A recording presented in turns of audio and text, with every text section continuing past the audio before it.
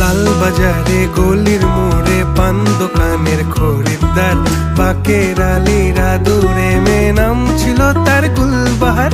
লাল বাজারে গলির মোড়ে পান দোকানের খরিদ্দার, বাকের আলীরা দূরে মেয়ে নাম ছিল তার গুলবাহার। নাম ছিল তার গুলবাহার, দেখতে ভারী চমৎকার, তুলনা যে হয় না তার হোসনে আরা গুলবাহার।